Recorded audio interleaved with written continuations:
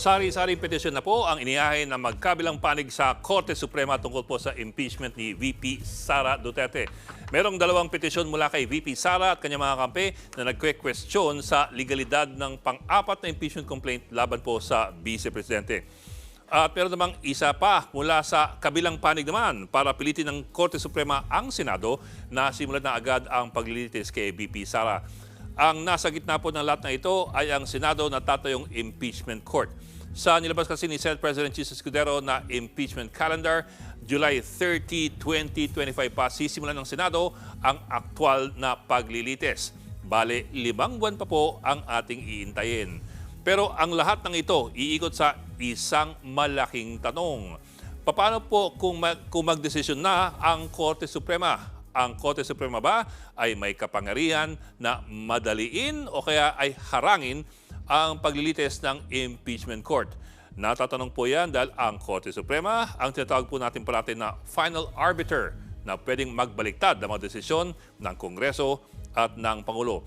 Pero sa 1987 Constitution kasi, ito po ang nakalagay. Ang Senado lamang ang may kapangyarihan sa lahat ng kaso ng impeachment. The sole power to try and decide all cases of impeachment. Sa tingin po ni dating Senate President Franklin Drilon na nagsilbi sa 2 impeachment courts, pag nag-convene na po ang impeachment court, wala na raw ibang maaring makialam o manghimasok sa mga desisyon nito, kahit pa ang pinakamataas na hukuman sa ating bansa. Yun lang, ang ideya po na ito ay hindi pa po nasusubukan sa aktwal.